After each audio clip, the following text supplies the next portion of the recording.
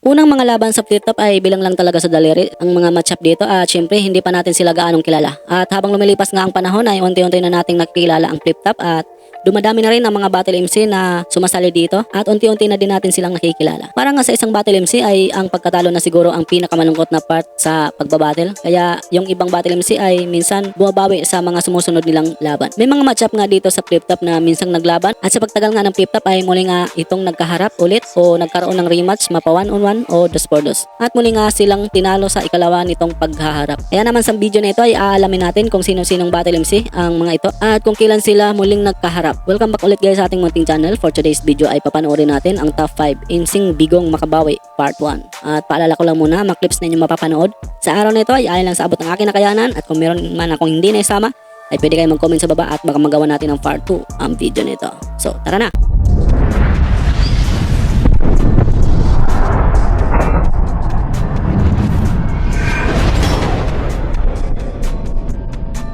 Panglima sa ating listahan ay Lanzetta na Bigong Makabawi kay Damsa. Unang nag-cross ang landas ng dalawang ito sa 2x2 tournament at naganap nga ito sa Cabanata na naging kapares nga ni Damsa dito ay si Flick G habang si Lanzetta naman ay si Invictus. Naging sulit nga ang laban at pareho ngang consistent sa kada round ng magkaibang panig pero mas umangat nga ang kulit ng Damsa Flick G. Damsa, huwag ka matakot sa mga yan, di yan sa atin hihigit. Bakit? Sinerch ko nga yung mga style nila eh. Tawag pala doon bipolar technique. Bipolar technique? Oo, yung mainahon ka, tapos bigla kang magagalit. Paano? Ganto, maraming salamat, Tanigma, sa pagbigay mo ng battle, putang ina mo.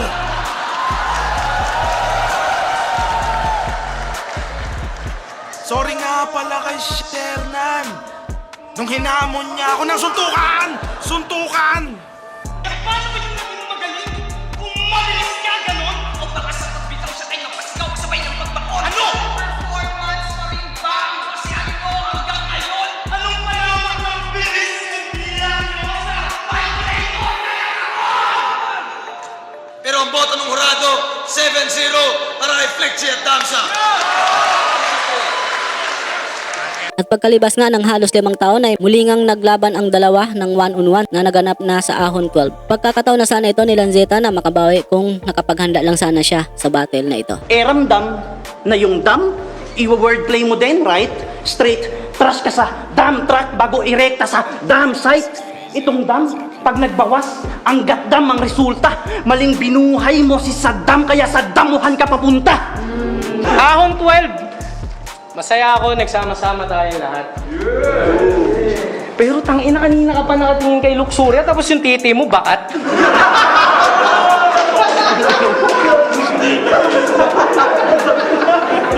Kaya pala, nung natutulog ka kanina, nakapikit, sabi niya, Kati. Nandun kayo sa cabin 5, dalawa kayo ni Luxuria, happy. Kala niya kasi pag boxer siya, tangina, pare, feeling cool. Inalok lang nang hindi siya mabuhat, dinala mo si Luxuria sa swimming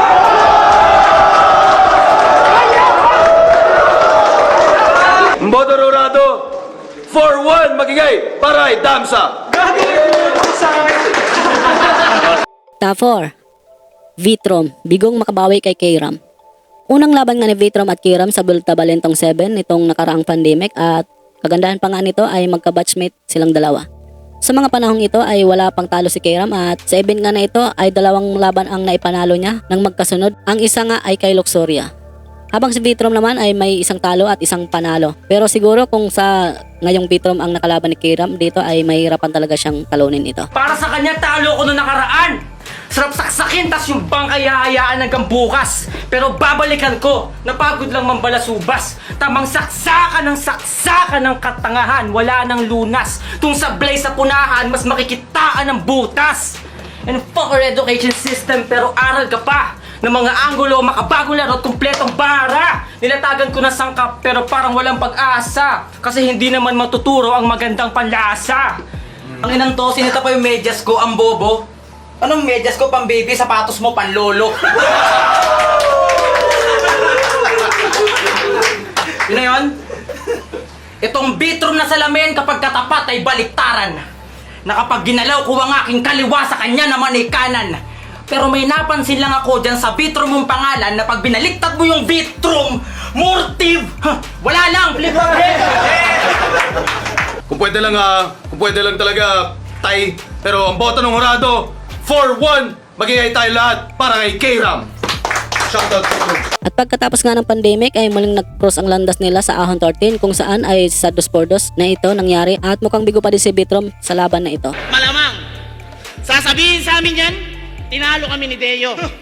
Pero ang masakit, tinalo ka nito. Oo, putang ina nilang paso ko na to. Halos pagsabayin ko sila ni Luxuria, pre. Tapos lalabang ka ulit dito, gusto mo sa kanya na makagante? Kami ang crowd favorite. Papatunayan namin yan ngayong gabi na ang dahilan kung bakit mas maraming pumunta sa day 2. Walang iba kundi yung finals, pati si Apex, pati si Sinyo.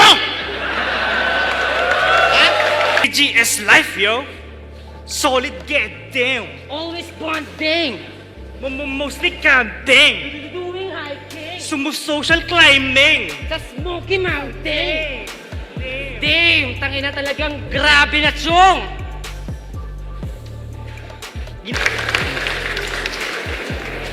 Boto ng hurado, 5-0, magigay para kay K-Ram at Slack 1. Top 3. At speaking of K-Ram, isa din siya sa mga di nakabawi kay Cripply. Unang naglaban si K-Ram at Cripply sa zoning 14 at kung tutusin ay balance lang yung laban dahil sa parehong komedyante at pareho ding may unpredictable na estilo. Yun nga lang at mukhang nakapikto sa performance ni K-Ram ang pag-choke nito sa kanyang round. Kaya talang lumaylay ito, dagdag na rin ang agresibong Cripply na determinado talaga siyang talunin. Kaya kung isip mo pa na pumalag, sa pagbadibag ako'y atat na atat, magagaya ka sa puwet ni Arik na bakat kasi iiwang kitang wasak na wasak, putang ina! Namiss ko kayo, kumugan game!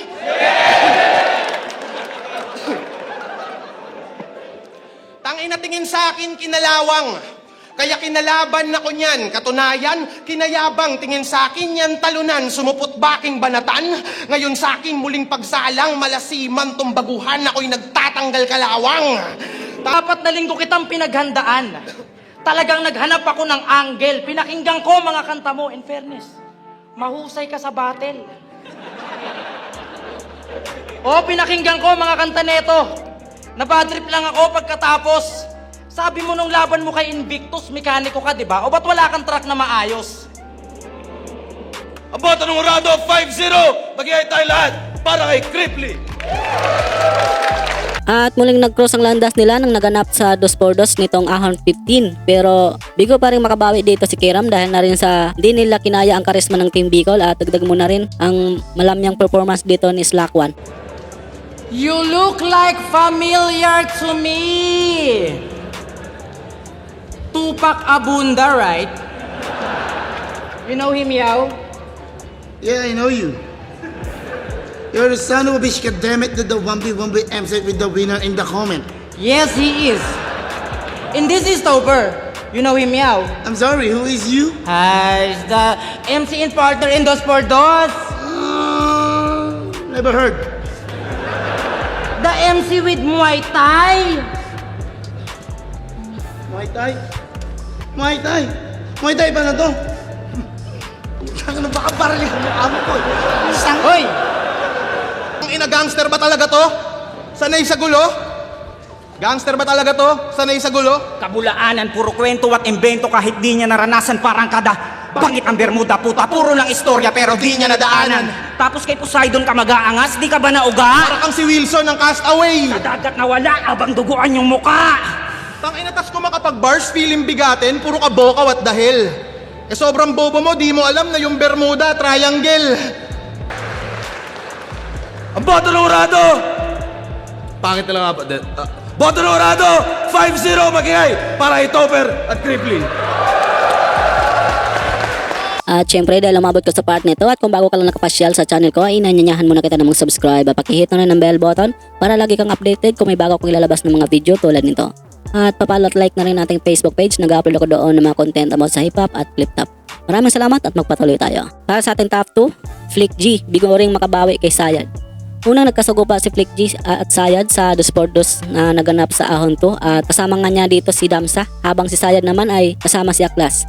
Kitang-kita mo talaga ang husay ng performance ng Aklas Sayad dito at mas preparado sila sa kila Damsa at Flick G na may part pa nga dito na napapahinto ito kapag bumaba na. Kami may perpektong depensa, parang Gaara at Susano. Ikaw sa sobrang wak mo, yung rap mo kasing sama na ng mukha mo. Unang dating pa lang namin, alam na nila na napakalakas ng aming puwersa. Gusto mong gayahin yung ginawa namin palabas kaganina? Magpasaksak ka muna sa akin ng letra. Humanda kayo maligo sa mga tuwid na linyang mas malinaw pa sa refleksyon ng salamin. Malalagim na aligasyon. Ipaparatang sa mga nakakasulasok na nilang ng tulad nyo. Gutom sa atensyon. Nagapa sa tagumpay. Mga walang pakpak na anay. Basagan na agad. Sigurado yung isa sa inyong pambukid na kayo yung mga veterano. Matagal na sa ilalim. Magaling sa eksena ngunit walang talino. Kaya mabagal ang pagtalim. Nang pumupuron at kinakain na kalawang ang ating kultura. Saan ba naging bantog? Mga walang kalidad na kanta naglalarawan ng kahambagan. Di wagas na pag-ibig ng batang hamog. Kagaya mo. Kagaya mo! Support at lamog yung mula sa norte at timog! Sigang! Boto, 2 para sa OT, 3 para Sayat at Aklas. At pagdating nga ng ahonay na muling nagkalaban si Flick G at Sayad at ito na ang chance na makakabawi na sana si Flick G. Dahil sa mga nakarang laban ni Sayad ay nagchuchoke ito at mukhang nagbaliktad nga dahil kay Flick G nga ito nangyari. Hinamon ka ni Lance, di ba? Pero di pumalag tong si Repa. From rapper, naging martial artist kasi ang galing umiwas sa lanseta. Ngayon sa pagbangga mo sa G, sugat ng siyang pambayad. Sugat ng siyang pambayad, di iwanan kitang puro gasgas. Pagkatapos kong sumayad at para ako nag-short circuit sa sobrang init na mga lain, dapat pangalan ko Optimus kasi I'm always on my prime. At ikaw, magpalit ka na ng pangalan, wag ka magpakahangal. Paano ka kikilalaning Sayad kung yung galing mo lang pang normal? Lulupit na linyahan nga, nakakalimutan ko yung pakayang maliliit na bagay.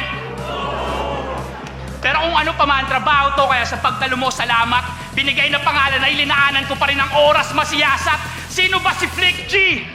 Yung ikatlong sumpa na sa usapang bilis, anito? Oo, ikaw nga! Yung espada ng panday na pinagbali-bali ko! Ang boto ng hurado, 3-2, magigay para kay Sayat. Para sa ating top number 1, J. King na bigong makabawi kay Tipsy D. Unang nagkasagupa si J. King at Tipsy D ay sa Isabuhay 2016 sa Aspacan 4. Masabi natin na malakas din si J. King sa panahon na ito dahil sa sumabay ito sa bagsik ni Tipsy D. At may part pa nga dito na nag-choke si Tipsy D na dahilan nga ng pagduda ng ibang tao sa naging judging ng laban. May iba nga na nagsasabi na luto daw ang laban dahil nga na si Tipsy D ang nanalo sa laban na ito kahit nag-choke ito. Sunod-sunod mo na panalo, dito na mapuputol. Di lang mapapaupo, standing mo mapapasubo pa sa bubukol. Ako ang pinakamagaling na tumira. Sasapakin ko ang tumutol. Huling kalaban ko, binaon ko ng sobra. Pati sa intro na paungol. Eto na ba si Julius? Eto na ba si Julius Senon? Yung rookie ng kabanatuan na sa eksena umagaw. Magaling daw sa rebuttals, jokes at bars. Yung mga kalaban pumanaw. Balitang balita, inangat buong bandila. Kasi genius, nga raw. Pero nang pakinggan ko, wala namang lalim. Lahat ng sinabi ni Julius, babaw! Hoy! Alalay ni Kurapika! Alam mo ba yung kasabihan? Pinagsabihan ko yun na mangyayari na naman ang laban na hindi nyo inaasahan na paglabas ng poster, yung Tipsy ang may guhit sa pangalan. Bakit? Si Looney nga tinalo ni Shay, si Shay tinalo ni Pistolero, si Pistolero tinalo ko. Kaya wag ka na mabigla kung malalaman mong hindi ikaw kundi ako ang gustong makalaban nung hari na tugma. Kasi Ang boto ng hurado, 7-0 para kay Tipsy D.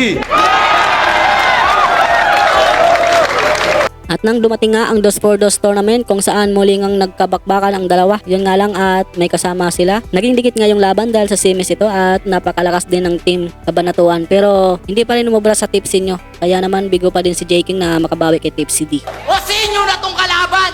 Kaya bakit ako matatakot sa kanya? Eh wala naman nakakatakot sa Joker na nagpapatawa. Nung napanood ko ngayon laban nyo kay Pangsat ALX, napatunayan kong ang hina nyo pala. Kasi pinagtulungan nyo pang dalawa yung tinalo ko mag-isa. At di ba tinalo ka rin niya? Oo, tinalo ko niyan. Pero wag mo nang ipangalandakan. Kasi di naman mananalo sa akin yan nung aspakan kundi niluto yung laban. Ungas! Ka J. King Sinon, ikaw na naman ang kalaban ko ngayon pero hindi ito mauubos. Lagi akong may pang-okray sa sinon. Ito'y ika-6 na utos! Pero boss, sigurado ka ba? Itatapat mo sa amin si J. King? Seryoso? O baka you're just kidding? Ako magsisilbing KJ kay JK? Patay ito sa akin! Kaya malamang pagkatapos nito, elting-elti ka gago! Lap trip laging talo! Boto ng Horado! Advancing sa final sa Ahon 8! 6-1 para Isinio Tip City! At dito na nga nagtatapos ang aking video sa araw nito. Maraming salamat sa inyong panonood at sana ay nag-enjoy kayo. Maraming pong salamat sa mga solid supporters natin dyan na walang sawang sumuporta sa channel ko. Thank you guys, bababawi din ako sa inyo sa susunod. Marami pa ba ako ilalabas ng mga video about sa flip top, kaya pakibang-abang na lang po and don't forget to like this video para naman may pakita ni YouTube sa iba pang manonood. Maraming salamat guys sa inyong suporta at hanggang sa muli, peace out!